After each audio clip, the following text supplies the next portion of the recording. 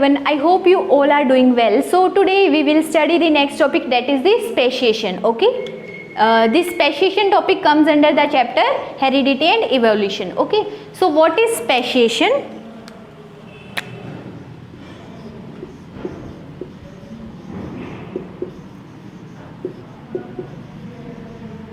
Speciation. So what is speciation? Speciation is basically the origination of new species. यानी एक species से कोई दूसरी नई स्पीशीज बनना, इस प्रोसेस को हम क्या बोलते हैं? स्पेशिएशन. क्लियर है? एक स्पीशीज से दूसरा नई स्पीशीज बनना, उसे हम क्या बोलते हैं? स्पेशिएशन. अब हम बात करें कि व्हाट इज अ स्पीशीज. एक स्पीशीज एक्चुअल में होता क्या है? So species is basically a group of organism interbreeding themselves. यानी स्पीशीज किसी ऐसे मेंबर का ग्रुप है. What is species? So species is basically a group of members which are interbreeding themselves. यानी ये जो इस ग्रुप के जो मेंबर्स हैं, ये स्पीशीज एक ऐसा ग्रुप है जिसके मेंबर्स आपस में इंटरब्रीडिंग करते हैं, यानी अपने ही ग्रुप के लोगों के साथ रिप्रोडक्शन करते हैं, ब्रीडिंग करते हैं. सो दिस इज अ स्पीशीज. और हम ऐसे कब कह सकते हैं कि कोई दूसरा स्पीशीज है? दो स्पीशीज के बीच में हम डिफरेंशिएट कैसे करते हैं? डिफरेंशिएट करते हैं हम on the basis of reproductive isolation. Reproductive means reproduction and isolation means अलग होना. तो दो स्पीशीज, हम सपोज इससे कोई दूसरा स्पीशीज बन गया, स्पेशिएशन हुआ और कोई दूसरा स्पीशीज बन गया. ठीक है, हम कब ये कह सकते हैं कि this is species 1 and this is species 2? हम कब ये कह सकते हैं कि ये दोनों अलग अलग स्पीशीज हैं? When these two groups are reproductively isolated. यानी ये आपस में रिप्रोडक्शन नहीं कर सकते. These two are the reproductively isolated. इस ग्रुप के मेंबर इस ग्रुप के मेंबर्स के साथ रिप्रोडक्शन नहीं कर सकते और सेम इस ग्रुप के मेंबर भी इस ग्रुप के साथ रिप्रोडक्शन नहीं कर सकते. सो दिस इज स्पेशिएशन. एक स्पीशीज मतलब किसी ऐसी न्यू स्पीशीज का जर्मिनेशन, या वी कैन से ऐसी न्यू स्पीशीज का बनना जो कि अपनी पुराने वाली स्पीशीज के साथ ब्रीडिंग ना कर सके. ठीक है, तो ये दो स्पीशीज हैं. सपोज इस वाली स्पीशीज से स्पेशिएशन होके स्पीशीज 1 से स्पेशिएशन होके स्पीशीज 2 बना, एंड जो स्पीशीज 2 के मेंबर्स हैं वो अब स्पीशीज 1 के मेंबर्स के साथ रिप्रोडक्शन नहीं कर सकते. तभी हम कह सकते हैं कि this is the new species. तो दो अलग अलग स्पीशीज आपस में रिप्रोडक्शन नहीं कर सकते हैं. ठीक है, तभी हम कहते हैं कि these two are the different species when these two groups are reproductively isolated. Clear है क्या?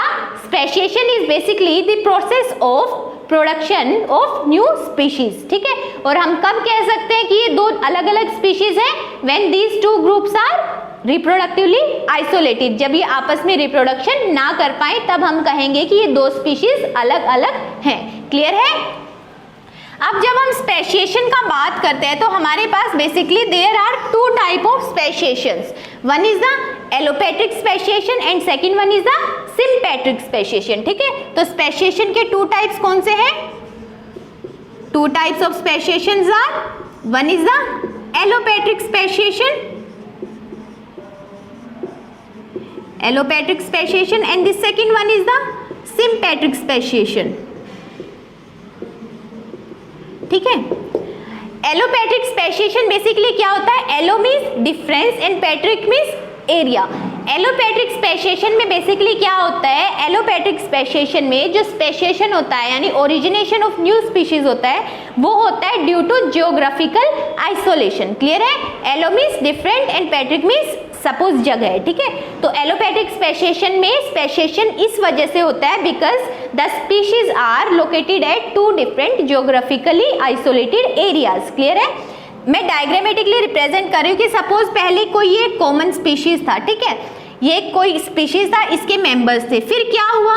इनके बीच में कोई माउंटेन रेंज आ गया. ठीक है, कोई माउंटेन आ गया जिसकी वजह से क्या हुआ कि ये जो पूरा एरिया था ये दो डिफरेंट एरियाज में डिवाइड हो गया. ठीक है, क्या हुआ?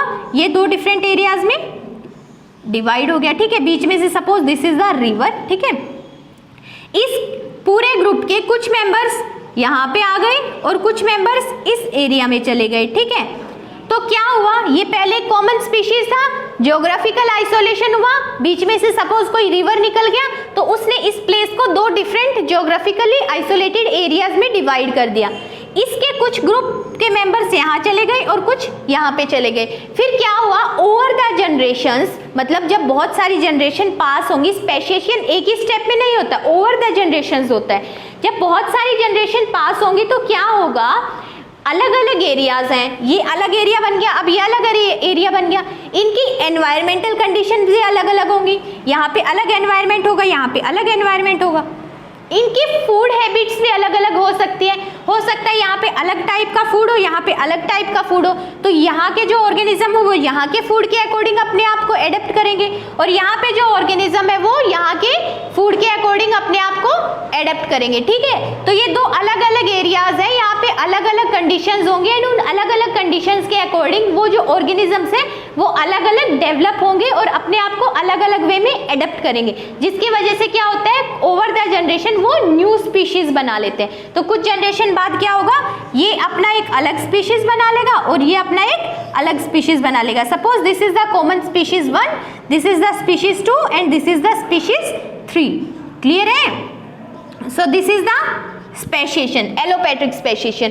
अब सिंपैट्रिक स्पेसिएशन में क्या होता है, सिंपैट्रिक स्पेसिएशन में कोई ज्योग्राफिकल आइसोलेशन नहीं होता है, यानी वो अलग अलग जगह पे नहीं जाते, वो एक कॉमन प्लेस पे रहते हैं, और उस कॉमन प्लेस में ही कुछ ऐसे वेरिएशन आते हैं कुछ मेंबर्स के अंदर कि वो कुछ मेंबर्स अपना एक नया स्पीशीज बना लेते हैं। ठीक है, तो सेम मींस सेम, यानी एक ही कॉमन एरिया है, वहां पे कुछ मेंबर्स थे। ठीक है, उस कुछ मेंबर्स के मतलब सपोज यहाँ पे ये मेंबर्स थे इस स्पीशीज के अंदर, इसमें से कुछ मेंबर्स ने कुछ ऐसा चेंज आया, कुछ ऐसा जेनेटिक चेंज आया कि वो ये बाकी के जो मेंबर्स हैं इनसे अपने आप को इन्होंने आइसोलेट कर लिया। ठीक है, इसमें कुछ ऐसा जेनेटिक चेंज आया जिसकी वजह से क्या हुआ, with in the same area दो नई स्पीशीज डेवलप हो गई। ठीक है, तो यहाँ पे क्या हुआ, दो स्पीशीज बन गई ना, एक तो ये ओरिजिनल वाला और एक ये न्यू वाला, और इनका जो हैबिटेट है वो सेम है ना, निके एक ही जगह था।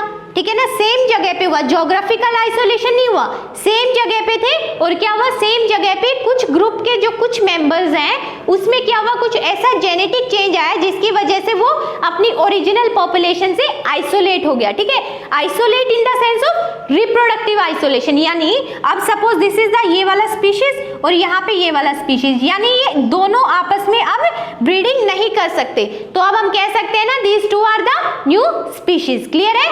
सो this is the allopatric speciation, यानी एक कॉमन स्पीशीज था वो ज्योग्राफिकली आइसोलेट होके अलग अलग जगह पे चला गया, और अलग अलग जगह पे जाने की वजह से वो अलग अलग मीन से डेवलप हुआ, यानी अपनी एनवायरमेंटल कंडीशंस के अकॉर्डिंग अपने आप को अलग अलग वे में एडप्ट किया और अलग अलग स्पीशीज बना लिया। ठीक है, this is the allopatric speciation. Sympatric speciation में क्या होगा, बेसिकली एक कॉमन एरिया है, उस कॉमन एरिया में ही कुछ मेंबर्स ने अपने आप को अलग कर लिया because of some genetic change. इसे हम क्या बोलते हैं, इसे हम बोलते हैं सिंपैट्रिक स्पेसिएशन। क्लियर है? So this is the allopatric speciation, this is the sympatric speciation, these are the two main type of speciation. Clear है?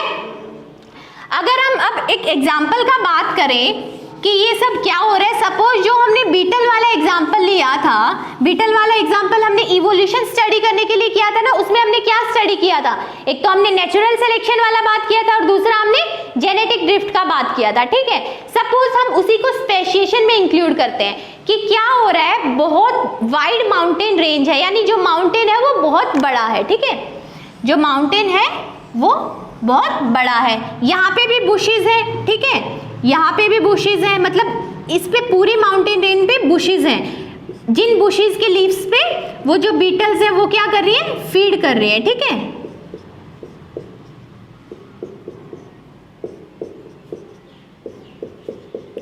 ये क्या है, ये एक माउंटेन रेंज है, ये बुशेज है, और इन बुशेज के ऊपर क्या है, इन बुशेज के ऊपर बीटल्स फीड कर रही है। ठीक है, तो क्या हो रहा है, बेसिकली जो बीटल इस वाले बुश पे फीड कर रही है और जो बीटल इस वाले बुश पे फीड कर रही है, दोनों बहुत दूर दूर है, तो जो यहाँ पे फीड कर रही है जो बीटल, वो क्या करेगी, अगर ये वाला बुश पे जो फूड रिसोर्स है वो खत्म हो गया तो वो अपने नियर बाई बुशेस पे ट्रांसफर होगी, लेकिन बहुत रेयर ऐसा होगा कि यहाँ की बीटल इस वाले में चली जाए। ठीक है, दिस इज वेरी रेयर, ये मोस्टली होगा ही नहीं। ठीक है, तो क्या होगा, ये वाले जो यहाँ पे जो बीटल्स है वो अपने नियर बाई बुशेस पे फीड करेंगे, तो क्या होगा, इस माउंटेन रेंज के अंदर सब पॉपुलेशन बन जाएंगी, ठीक है।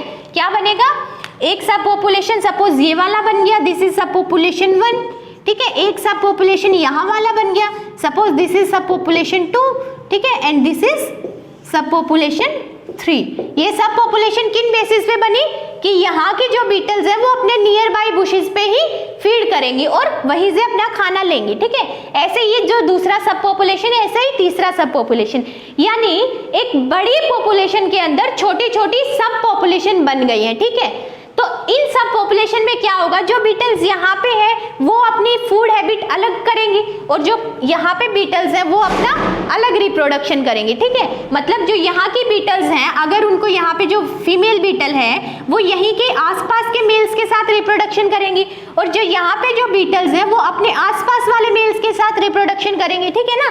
तो क्या होगा, यहाँ पे ये सब पॉपुलेशन डिवाइड हो जाएगी। पहले ये कॉमन पॉपुलेशन थी बट अब ये सब पॉपुलेशन में डिवाइड हो गई है, ठीक है। तो ये वाली सब पॉपुलेशन यहीं पे रिप्रोड्यूस करेगी, ये वाली यहीं पे और ये वाली यहीं पे अपने नियर बाई मेट्स के साथ, ठीक है।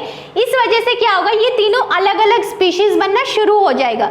यहाँ पे जो जेनेटिक मेकअप है वो अलग हो जाएगा, यहाँ पे अलग हो जाएगा और यहाँ पे अलग हो जाएगा। क्यों, बिकॉज इन तीनों एरियाज में नेचुरल सिलेक्शन और जेनेटिक ड्रिफ्ट है वो अलग अलग रोल प्ले कर रहे हैं। सपोज अब हम कैसे पता लगाएं कि नेचुरल सिलेक्शन और जेनेटिक ड्रिफ्ट अलग अलग रोल प्ले कर रहा है। सपोज अगर हम नेचुरल सिलेक्शन का बात करें तो क्या होगा कि जो सब पॉपुलेशन 1 है, यहाँ पे क्या है, यहाँ पे बहुत सारे क्रोज हैं, ठीक है। यहाँ पे क्रोज है लेकिन वहां पे बहुत सारे ईगल्स भी है। वो ईगल्स क्या करेंगे, सारे क्रोज को खा जाएंगे। सारे क्रोज को खा जाएंगे तो यहाँ पे तो नेचुरल सिलेक्शन एक्ट होगा ही नहीं ना, क्योंकि क्रोज ही है जो नेचुरल सिलेक्शन करवा रहे हैं। तो यहाँ पे क्या है, यहाँ पे क्रोज है ही नहीं क्योंकि क्रोज को तो ईगल ने खा लिया। तो यहाँ पे क्या होगा, क्रोज नहीं होंगे तो जो ग्रीन कलर वेरिएशन है वो सेलेक्ट नहीं होगी, क्योंकि ग्रीन कलर वेरिएशन को कौन सेलेक्ट करता है, क्रोज सेलेक्ट करते हैं ना। तो इस वाली पॉपुलेशन में तो ग्रीन कलर वाली वेरिएशन सेलेक्ट ही नहीं होगी क्योंकि यहाँ पे तो क्रोज ही नहीं है। और यहाँ पे क्या है, यहाँ पे बहुत सारे क्रोज हैं, ठीक है। तो यहाँ पे क्या होगा, ग्रीन कलर वाली वेरिएशन सेलेक्ट हो जाएगी। तो आप देख रहे हो ना, अलग अलग सब पॉपुलेशन में अलग अलग नेचुरल सिलेक्शन रोल प्ले कर रहा है और साथ साथ क्या होगा, अलग अलग जेनेटिक ड्रिफ्ट भी काम करेगी। जेनेटिक ड्रिफ्ट मतलब accidental change in the frequency, जो हमने एलिफेंट फिट वाला बात किया था कि हो सकता है यहाँ पे कोई एक्सीडेंट हो गया हो, कुछ एलिफेंट या कोई और एनिमल आ गया हो जिसने एक पॉपुलेशन को, एक कलर की जो बीटल है उनको खत्म कर दिया हो, ठीक है। तो इन तीनों सब पॉपुलेशन में अलग अलग जो नेचुरल सिलेक्शन है वो अलग अलग रोल प्ले करेगा और क्या होगा, जेनेटिक ड्रिफ्ट भी अलग अलग रोल प्ले करेगा, जिसकी वजह से क्या होगा, ये सब पॉपुलेशन धीरे धीरे ओवर द जनरेशन अलग अलग स्पीशीज में डिफरेंशिएट हो जाएंगी, ठीक है। ये अलग अलग स्पीशीज बना लेंगी। और कब बोलेंगे कि ये अलग अलग स्पीशीज है, जब ये आपस में ब्रीडिंग ना कर सके। क्लियर है। तो एक दूसरा एग्जाम्पल क्या है, एक तो हमने बात किया नेचुरल सिलेक्शन और जेनेटिक ड्रिफ्ट की, उसकी वजह से हो रहा है। सपोज दूसरा क्या है कि मान लो यहाँ की कोई बीटल एक्सीडेंटली यहाँ पे चली गई, वो जा सकती है लेकिन क्या करेगी, वो यहाँ पे जाके रिप्रोड्यूस नहीं करेगी। क्या होगा, सपोज जो ग्रीन कलर, ये वाला जो फैक्टर है ये कैसे रोल प्ले करेगा कि सपोज कोई ग्रीन कलर बीटल है, ग्रीन बीटल है, वो मेट करते हैं विद ग्रीन मेल्स, यानी जो ग्रीन कलर फीमेल है वो रिप्रोडक्शन करेगी और मेट करेगी सिर्फ और सिर्फ ग्रीन कलर वाले मेल के साथ। तो हो सकता है इस वाली ये वाला जो सब पॉपुलेशन यहाँ पे ग्रीननेस फेवर हो रहा हो, लेकिन यहाँ पे हो सकता है वो सेम फिनोमिनन वर्क ना कर रहा हो, है ना, हो सकता है ना। और दूसरा रीजन क्या हो सकता है कि अगर ग्रीन कलर वाली बीटल्स यहाँ पे चली गई और यहाँ पे रेड कलर बीटल्स हैं, यहाँ पे रेड कलर मेल हैं, इसके साथ रिप्रोडक्शन मतलब पहुंच गई, उसके पास अवेलेबिलिटी है रेड मेल्स की भी, लेकिन स्टिल जो ग्रीन कलर फीमेल है वो रेड कलर मेल्स के साथ मेट नहीं करेगी। क्यों, क्योंकि वो न्यू अलग अलग स्पीशीज हैं। हो सकता है यहाँ पे जो क्रोमोसोम नंबर है वो अलग हो, यानी गैमेट के अंदर हो सकता है यहाँ पे 6 क्रोमोसोम हो, यहाँ पे 5, तो ऐसे तो ये फ्यूज नहीं कर सकते ना, तो हो गई ना रिप्रोडक्टिवली आइसोलेट। तो जो रिप्रोडक्टिव आइसोलेशन हुआ क्यों हुआ, नेचुरल सिलेक्शन की वजह से, जेनेटिक ड्रिफ्ट की वजह से और डीएनए में चेंज होने की वजह से, ठीक है। डीएनए में चेंज हो सकता है, उनका क्रोमोसोमल पैटर्न ही अलग अलग हो गया हो, ठीक है ना। तो ये सब क्या है, this is speciation. Speciation mean मतलब प्रोडक्शन और we can say origination of new species. So thank you for watching.